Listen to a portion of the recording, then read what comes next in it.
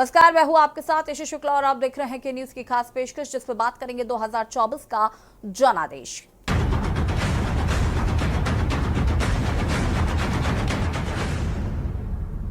महीनों तक सियासत का घमासान चला। मौसम के तल्ख तेवरों के साथ ही सियासी पारा चढ़ता उतरता रहा। फिलहाल परिणाम आ चुके हैं, सरकार के गठन की तैयारियां चल रही हैं और आज हम आपके लिए लेकर आए हैं कुछ खास सियासी खबरों की चर्चा। तो देखिए हमारा ये खास कार्यक्रम 2024 का जनादेश।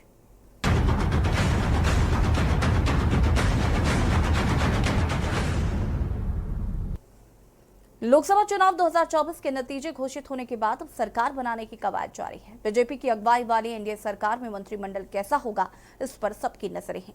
नजरें इस पर भी हैं कि उत्तर प्रदेश में खराब प्रदर्शन के बाद बीजेपी एनडीए कोटे से किन लोगों को मोदी कैबिनेट में जगह मिलेगी और किन की छुट्टी होगी। नए कैबिनेट गठन में ब्राह्मण, दलित, ओबीसी को साधने की भी कोशिश होगी। ऐसे में आइए जानते हैं मोदी 3.0 कैबिनेट कैसी हो सकती है। अल्पमत में होने के बावजूद नई सरकार में भाजपा का पुराना रुतबा कायम रहेगा। एनडीए के घटक दलों की बैठक में यही संकेत मिले हैं। सूत्र से मिल रही जानकारी के मुताबिक भाजपा अध्यक्ष जेपी नड्डा के आवास पर अमित शाह की मौजूदगी में हुई एनडीए की बैठक में तेदेपा को 3, जदयू को 2 और लोजपा, एनसीपी, शिवसेना, जन कल्याण, जदएस, रालोद को एक मंत्री पद देने पर सहमति बनी है। गौरतलब है कि 2019 में सहयोगी दलों के साथ मिलकर बीजेपी ने यूपी में 64 लोकसभा सीटें जीती थीं। इसी वजह से केंद्रीय मंत्रिमंडल में प्रतिनिधित्व देते हुए प्रधानमंत्री समेत 14 मंत्री बनाए गए थे, जबकि इस बार ये आंकड़ा 36 पर ही सिमट गया। ऐसे में ये तय माना जा रहा है कि उत्तर प्रदेश से मंत्रियों की संख्या कम होगी। आपको बता दें कि अमित शाह ने घटक दलों के वरिष्ठ नेताओं के साथ अलग अलग बैठक की है। जदयू संग हुई बैठक में बिहार के सीएम नीतीश कुमार के अलावा संजय झा और ललन सिंह मौजूद थे। चंद्रबाबू नायडू के साथ भी 2 सांसद थे, जबकि अजीत पवार के साथ प्रफुल्ल पटेल थे। पवन कल्याण व चिराग पासवान ने अकेले ही मुलाकात की। सूत्रों के मुताबिक तेदेपा को 1 कैबिनेट और 2 राज्य मंत्री, जदयू को 1 कैबिनेट और 1 राज्य मंत्री के प्रस्ताव पर सहमति बनी है। कहा जा रहा है कि लोजपा, शिवसेना व एनसीपी को 1 कैबिनेट मंत्री का पद मिलेगा। इसके अलावा जन कल्याण पार्टी सहित कुछ छोटे दलों को राज्य मंत्री का 1 पद मिलेगा। विभागों का फैसला रविवार को होने वाले शपथ के दिन उसके बाद किया जाएगा। संतुलन स्थापित करने और गठबंधन को एकजुट रखने के लिए पार्टी नेतृत्व छोटे दलों के नेताओं के साथ बैठक कर सारी बाधाएं दूर करने के मकसद पर काम कर रही है। सूत्रों के मुताबिक नई सरकार में राज्यों के सियासी हालात पर खास ध्यान दिया गया है। ऐसे दलों को भी मंत्रिपरिषद में मौका मिल सकता है जिसके पास महज 1 ही सीट है। फिलहाल दबाव जैसी कोई बात नहीं। सूत्रों से मिल रही जानकारी के मुताबिक फिलहाल बहुमत के विपरीत हालात में भी बीजेपी के सामने घटक दलों की ओर से दबाव जैसी कोई बात नहीं है। सरकार गठन के साथ ही पार्टी के प्रदर्शन पर ध्यान देना ज्यादा जरूरी माना जा रहा है। आपको बता दें कि जदयू तेदेपा की निगाहें मंत्री पद से इतर राज्य से जुड़े मामलों पर है, इसलिए मंत्री पद के फॉर्मूलों पर ज्यादा आनाकानी नहीं की है। लोजपा जन कल्याण पार्टी का रुख भी सकारात्मक है। स्पेशल डेस्क के न्यूज इंडिया। लोकसभा चुनाव 2024 के नतीजों के बाद एक मुद्दे गरमाते नजर आ रहे हैं। पहले अयोध्या, फिर नीट की परीक्षा और अब यूसीसी समान नागरिक संहिता और 1 नेशन 1 इलेक्शन कितनी कामयाब होगी, इस पर सवाल खड़े हो रहे हैं। देखिए रिपोर्ट। चुनावों से पहले ही प्रधानमंत्री नरेंद्र मोदी कहने लगे थे कि तीसरा कार्यकाल बड़े फैसलों के लिए होगा। सरकार तो बन ही रही है और नीतीश कुमार या चंद्रबाबू नायडू की तरफ से अब तक बाधा खड़ी करने जैसी कोई नई चीज नहीं आई है। सवाल ये है कि आखिर बड़े फैसले क्या और कैसे हो सकते हैं। 4 जून को आए लोकसभा चुनाव नतीजों में बीजेपी अपने दम पर बहुमत का आंकड़ा हासिल करने में नाकाम रही। 2014 के चुनाव में 282 सीटें और 2019 में 303 सीटें मिली थी। अब बात करते हैं उन मुद्दों का जिसे बीजेपी ने साल 2014 से साल 2024 के बीच पुरजोर तरीके से उठाया और उन पर अमल की दिशा में कदम भी उठाए थे।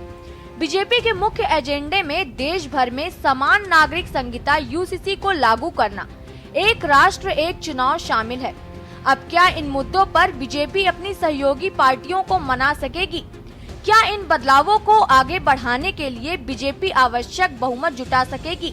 समान नागरिक संहिता को लागू करना सालों से बीजेपी के घोषणा पत्र का हिस्सा रहा है। हालिया घोषणा पत्र 2024 में कहा गया था, जब तक भारत समान नागरिकता संहिता नहीं अपनाता, तब तक लैंगिक समानता नहीं हो सकती है। हालांकि ये साफ नहीं है कि बीजेपी इस दिशा में कब आगे बढ़ेगी। अमित शाह पहले कह चुके हैं कि 5 साल पर्याप्त समय है। पार्टी की योजना को रेखांकित करते हुए उन्होंने कहा था, हमने उत्तराखंड में एक प्रयोग किया है जहां हमारी बहुमत वाली सरकार है, क्योंकि ये केंद्र के साथ साथ राज्यों से जुड़ा विषय भी है। उनका मानना है कि समान नागरिक संहिता एक बड़ा सामाजिक, कानूनी और धार्मिक सुधार है। यूसीसी का जो विरोध कर रहे हैं उनमें राजनीतिक दल, सिविल सोसाइटी और आदिवासी समूह शामिल हैं, जिन्हें अपनी पहचान खोने का डर है। बता दें कि एनडीए की मीटिंग के दौरान नीतीश कुमार का इमोशनल भाषण और प्रधानमंत्री नरेंद्र मोदी का पैर छूने के लिए झुकना संकेत तो यही दे रहा है कि बीजेपी के संकट मोचकों ने सहयोगी दलों के साथ डील हर तरह से पक्की कर ली है। और अब जब सब कुछ मनमाफिक हो रहा है, तो बड़े फैसले में भला कौन सी मुश्किल आड़े आ सकती है? स्पेशल डेस्क के news India. Kangana Ranaut, constable Kulwinder Kaur विवाद में पंजाब किसान कांग्रेस भी कूद पड़ी है। पंजाब किसान कांग्रेस के प्रमुख किरणजीत सिंह ने सीआईएसएफ महिला कांस्टेबल का समर्थन किया है और मामले की निष्पक्ष जांच की मांग की है। देखिए रिपोर्ट। दिल्ली जाने के लिए चंडीगढ़ एयरपोर्ट पहुंची मंडी से बीजेपी की नवनिर्वाचित सांसद कंगना, सांसद को सीआईएसएफ की महिला कांस्टेबल द्वारा थप्पड़ मारने वाला विवाद अभी थमता नजर नहीं आ रहा है। इस मामले में निलंबित हुई महिला जवान कुलविंदर कौर के खिलाफ केस दर्ज कर लिया है, लेकिन इस कार्रवाई में अब किसान नाराज हो गए हैं और उन्होंने कंगना के खिलाफ मोर्चा खोल दिया है। आपको बता दें कि सीआईएसएफ जवान के समर्थन और कंगना रनौत के विरोध में किसानों में आक्रोश है। उन्होंने कहा कि इस पूरे घटनाक्रम में उचित जांच की जानी चाहिए। हालांकि सीआईएसएफ द्वारा दर्ज की गई शिकायत के आधार पर मोहाली पुलिस ने कुलविंदर कौर के खिलाफ भारतीय दंड संहिता की धारा 323 और 341 के तहत एफआईआर दर्ज की है। एक अधिकारी ने बताया कि दोनों ही अपराध जमानती हैं, लेकिन अभी तक कोई गिरफ्तारी नहीं हुई है।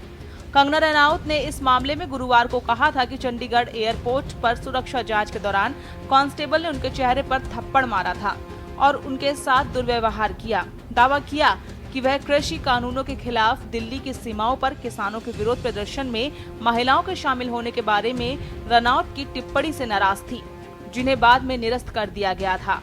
बता दें कि किरणजीत सिंह ने कहा है कि थप्पड़ मारने की घटना का कोई सीसीटीवी फुटेज न होने के बावजूद महिला कांस्टेबल के खिलाफ मामला दर्ज किया गया है। जब थप्पड़ मारने की कोई फुटेज ही नहीं है तो एफआईआर क्यों दर्ज की गई? नमस्ते दोस्तों, मुझे बहुत ज़्यादा फ़ोन कॉल्स आ रहे हैं, मीडिया के भी और मेरे शुभचिंतकों के भी। सबसे पहले तो I am safe, I am perfectly fine. आज चंडीगढ़ एयरपोर्ट पे जो हादसा हुआ वो सिक्योरिटी चेक के साथ में हुआ। वहां पे मैं सिक्योरिटी चेक करके जैसे ही निकली तो दूसरे कैबिन में जो महिला थी, जो सुरक्षा कर्मचारी थी सीआईएसएफ की, उन्होंने उनके पास या उनको क्रॉस करने का इंतजार किया और साइड से आकर जो है मुझे मेरे फेस पे हिट किया और गालियां देने लगी। और जब मैंने उनको पूछा कि उन्होंने ऐसा क्यों किया तो उन्होंने कहा कि वो फार्मर्स प्रोटेस्ट को जो है वो सपोर्ट करती हैं। और I am safe, but my concern is कि जो आतंकवाद और उग्रवाद पंजाब में बढ़ रहा है, how do we handle that? मामले की निष्पक्ष जांच होनी चाहिए। उन्होंने कहा कि पंजाब किसान कांग्रेस के सभी सदस्य कौर और उनके परिवार के साथ एकजुटता के साथ खड़े हैं और उन्हें पूरा समर्थन देने का वादा करते हैं। इस मुद्दे पर कोई बयान जारी न करने के लिए पंजाब के मुख्यमंत्री की भी आलोचना की गई है। उन्होंने कहा कि पंजाब के सीएम खुद को किसानों का समर्थक कहते हैं, फिर भी चुप क्यों हैं? उन्हें इस मामले में अपना रुख स्पष्ट करना चाहिए। स्पेशल डेस्क के न्यूज इंडिया। रुकेंगे एक छोटे से ब्रेक के लिए, जो हासिल होता है। ब्रेक के बाद एक बार फिर से आप सभी का स्वागत है। 18वीं लोकसभा के चुनाव कई मामलों में अलग रहे। दरअसल कुछ राज्यों में बीजेपी की हार भी हुई और जीत भी। पंजाब, तमिलनाडु में बीजेपी को एक भी सीट नहीं मिली। फिर भी बीजेपी ने 2 राज्यों में विपक्षी दलों के लिए चुनौती बढ़ा दी है। बता दें कि बीजेपी को पंजाब में 18.56% वोट मिले हैं। वोट शेयर बीजेपी के पूर्व साथी अकाली दल से करीब 5% अधिक है। वहीं तमिलनाडु में बीजेपी को 11.24% वोट मिले हैं और तमिलनाडु की 9 सीटों पर बीजेपी दूसरे स्थान पर रही। देखिए रिपोर्ट। कुछ राज्यों में बीजेपी की हार भी जीत भी। पंजाब, तमिलनाडु में बीजेपी को नहीं मिली एक भी सीट। पंजाब और तमिलनाडु में बीजेपी का नहीं खुला खाता।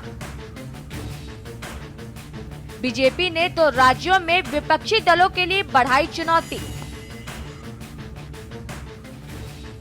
पंजाब में 18.56% वोट मिले। वोट शेयर बीजेपी के पूर्व साथी अकाली दल से करीब 5% अधिक। तमिलनाडु में 11.24% वोट मिले। तमिलनाडु की 9 सीटों पर बीजेपी दूसरे स्थान पर रही। राजस्थान में पहले जैसा रहा वोट शेयर का पैटर्न, सफलता उम्मीद से उलट। कर्नाटक में एनडीए का वोट शेयर बरकरार, घट गई 7 सीटें।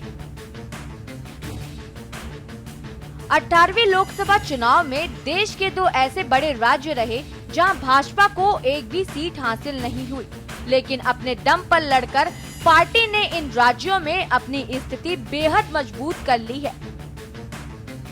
ये दोनों राज्य हैं पंजाब और तमिलनाडु। खास बात यह है कि इन दोनों ही राज्यों में अब तक भाजपा अन्य सहयोगियों के जूनियर की भूमिका में रहती थी।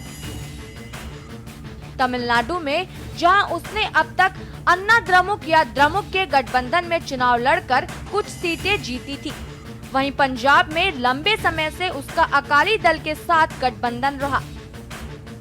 वहां भी हमेशा जूनियर पार्टनर की भूमिका में रही।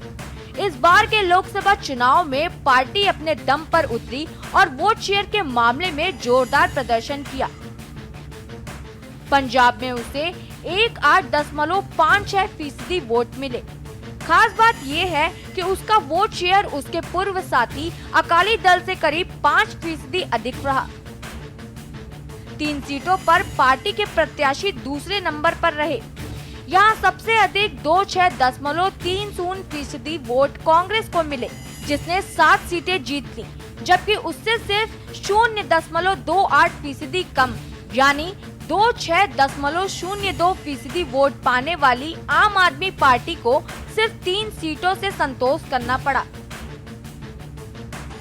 बात तमिलनाडु की करें तो यहाँ बीजेपी इस बार अपना गठबंधन बनाकर चुनाव में उतरी थी। उसे यहाँ से 1.024% वोट मिले, लेकिन महत्वपूर्ण बात यह है कि पार्टी राज्य की 9 सीटों पर दूसरे स्थान पर रही। अपने दम पर चुनाव मैदान में उतरी पार्टी के लिए ये शानदार प्रदर्शन है और ऐसा पहले कभी नहीं हुआ था। जाहिर है भविष्य में पार्टी को अब तक स्थानीय दल गंभीरता से लेंगे और अगर अन्ना द्रमुक के साथ उसका गठबंधन फिर से होता है तो बातचीत अब बराबरी के स्तर पर होगी।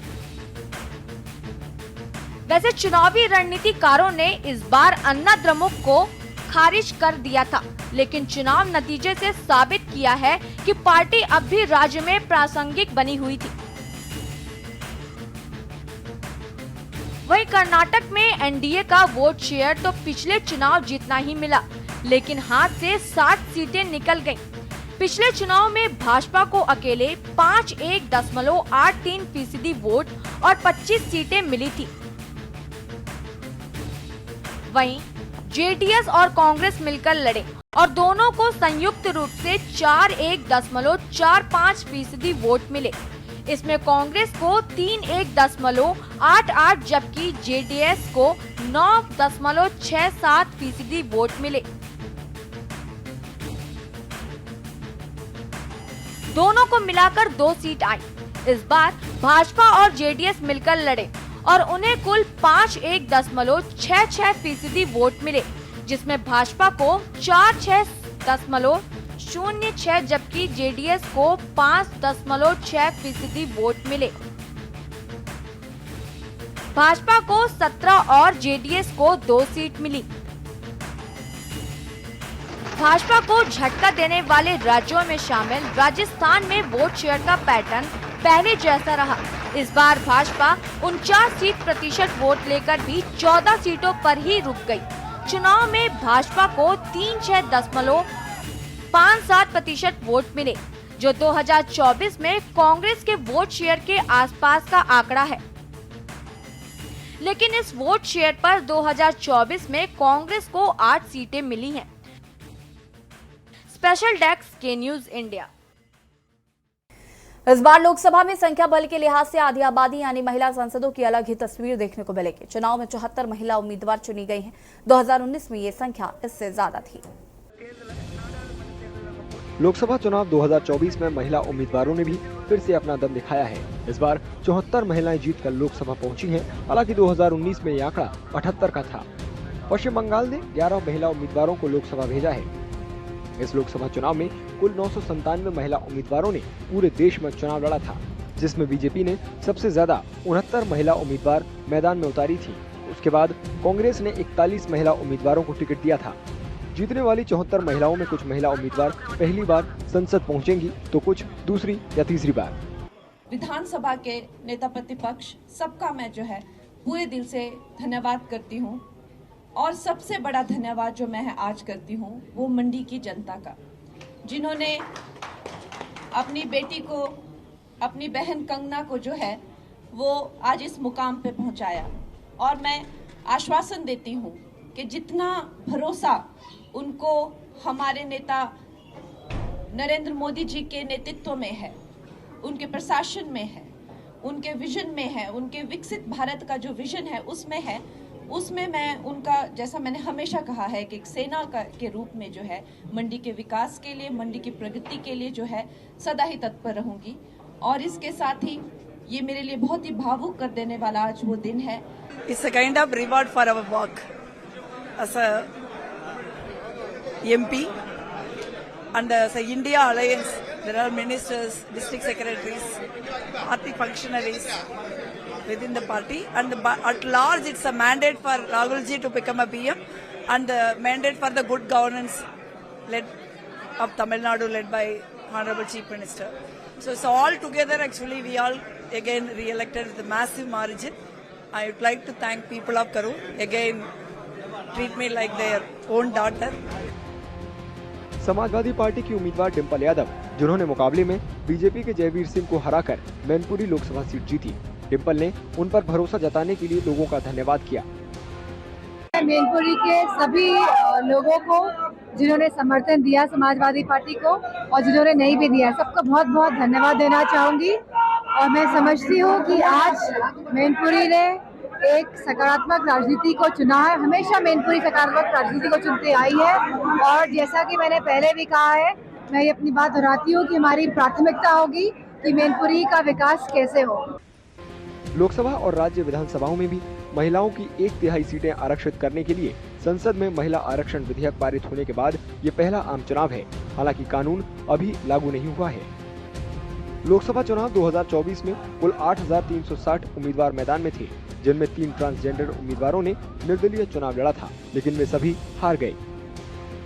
वहीं इतिहास की बात करें तो देश की पहली और दूसरी लोकसभा में 24 महिला सांसद थीं।